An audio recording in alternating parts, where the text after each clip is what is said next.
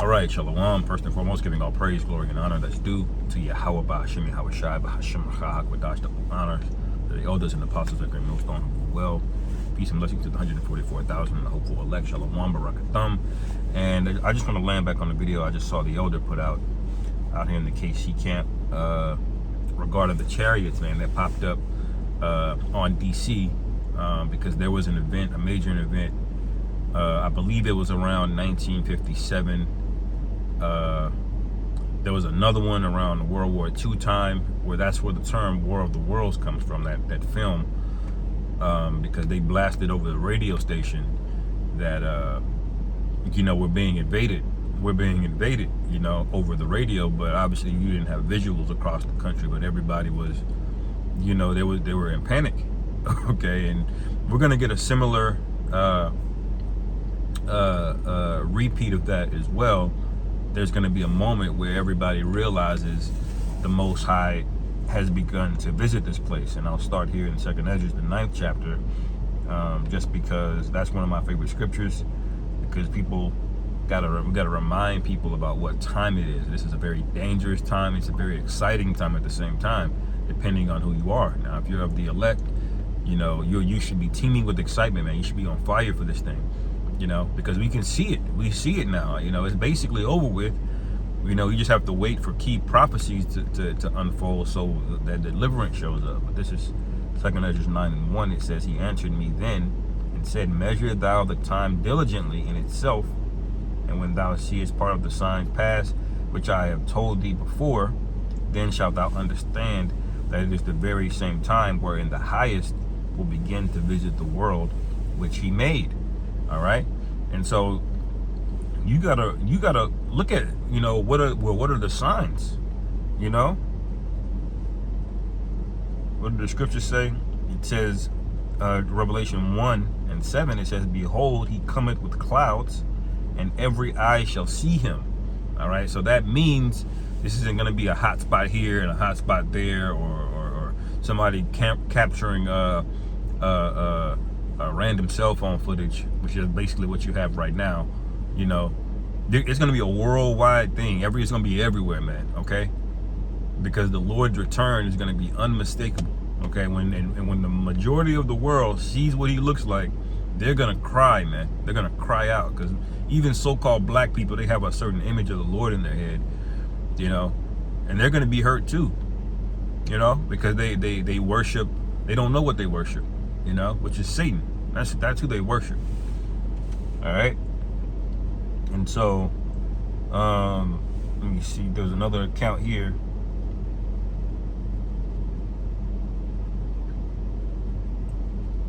Yeah. Oh, yep. Yep. Jeremiah 4. Let me see. Verse 11. Let me see. And at that time, it says, "At that time, it shall be said to this people and to Jerusalem, a dry wind of the high places in the wilderness toward the daughter of my people, not to fan nor to cleanse, even a full wind from those places shall come unto me, and I will give sentence against them." Okay, so this is the time of judgment. All right, and the scriptures say that I'll get that in Luke in a second. Okay, it says, "Behold, he shall come up as clouds, and his chariot shall be as a whirlwind. His horses are swifter than eagles. Woe unto us, for we are spoiled." Now, when you look at a lot of this UFO footage they got going on, this UAP footage, they're using terms like interdimensional, like if these things are alive or not. They're explaining things like G-force. About how the average person can only stand, 8 or 9 G's, and then they pass out, their nose bleeds, and then all kind of other health issues. And they said even the aircraft that they fly in, these F-16s, even the planes themselves can only stand 17 or 18 G's. Okay, before the planes themselves start to rip apart. And when they monitor these craft, they're north of 1,000 G's, man. Okay, so they're questioning if these are things that are even alive. They can move that quickly and that much kind of acceleration, which G's go into really the acceleration, not so much the speed. You know, it's that pulling force when you take off and that thing that pulls you back. That's acceleration. Okay, it's not necessarily the speed. All right, you can accelerate from 0 to 50 miles per hour, you know, in 1 second, or you can accelerate 0 to 1,000 miles per hour over the course of an hour, and you won't feel that same drag. Even though you're going 1,000 miles an hour, you won't feel that same drag because it took an hour for it to get there. And when they're seeing these planes talk about G's and G-forces, that means it's going from this speed over here to that speed very quickly. That means it's moving. Okay, and so this is why the scriptures say, you know, this is going to be a marker from when the Lord gets ready to visit, because nobody else is going to be able to explain this, which they can't. You know, it says, verse 12, verse 13, behold, he shall come up as clouds, and his chariot shall be as a whirlwind.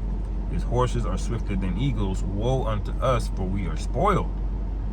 All right, but is Jake going to take heed to this? Well, the scriptures say 2/3 of us are just not. Okay, if you can believe it, they're going to see these things and still scoff at the Lord, still cling on to their gods, pray to their ancestors or whatever they believe in. All right, if you can receive it, they're going to do this. It says, verse 14, O Jerusalem, wash thine heart from wickedness, that thou mayest be saved. Why is it saying that? Because when these chariots come up like this whirlwind, this is the time where you want to pray the Lord is going to save you. This time, okay? And if you're seeing all of these things, and you got Project 2025 on the horizon, you got this guy Trump, you know, trying to put some hope or a spark back into the American economy, into people. Look, it may spark, but it ain't gonna catch fire again, man. America will never be what it was coming out of World War II, with that golden age where they were just printing money and just living it up, man. You know, that baby boomer age was basically the death knell of America. Okay, and all of this wealth, these so-called billionaires, it's all debt-based riches, man. Meaning they didn't produce anything that didn't cost a debt to somebody else. I'll put it to you that way. You know, these modern day companies, billionaires, they're getting rich off of other people going into debt, and that's an endless cycle that will end in the destruction of this place, man. This is why, you know, a handful of people own like half the wealth, because it's at the expense of the other half. It ain't like it's additive growth, you know, where they're getting new money and producing new resources, and it's not at the cost of everyone else. No, you know, the money is going up and up and up, but the distribution of it is getting smaller and smaller and smaller. Okay, and that's not sustainable, especially in a wicked society. Okay, it says, verse 14, O Jerusalem, wash thine heart from wickedness, that thou mayest be saved. How long shall thy vain thoughts lodge within thee? Okay, so these are vain thoughts that people have, that they're going to join the military and even help Esau fight. You're going to have that, man, you know, and the Lord is gonna have to deal with them swiftly. All right, like it says in the war in heaven, and not one of them were found. They all fell to the earth like fig trees, like figs off a fig tree, man. Okay, this is Luke 19. Let me see.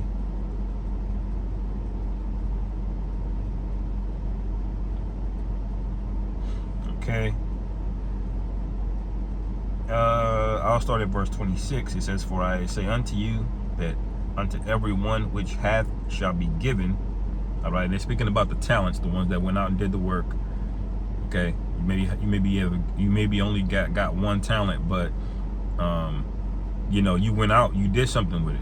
You know, even if you got 2 talents, you know, guess what? The Lord's gonna come back and double that. And the man that got 10 talents, all right, he's gonna get 20.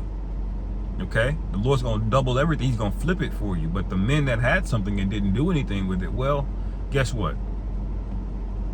You know, you've become expendable. Okay, and that's the last thing you want to be when the Lord is this pissed off and angry. You know what he's looking for. He's looking for spotless virgins that are with the program, man. It ain't just about the precepts and going. You got to be in the spirit of this place, man, of this truth, and withdrawn from the spirit of America. You have to actively hate America. You have to actively hate this place because of what it produces. Look at things, man. It's a mess, but it gives you the illusion that things are good. That's why it's so demonic. So when you read Ezekiel 9, okay, it speaks about men that are sighing and crying. Those are the men that are going to get the exemption. All right? But look what it says.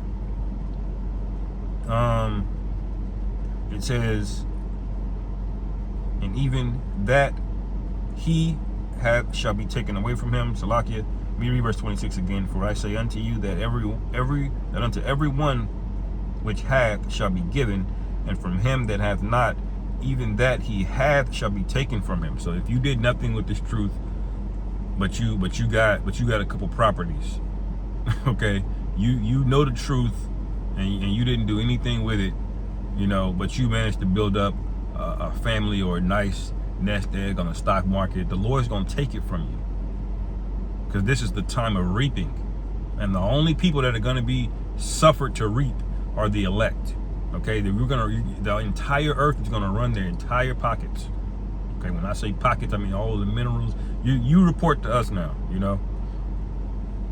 So the Lord's going to take it, and it says, verse 27, the main point, but those mine enemies, which would not that I should reign over them, bring hither and slay them before me. So there's going to be a group of Israelites that are going to scoff and say, I'm not worshiping him, even with how the Lord is coming. Like we were talking about the chariots.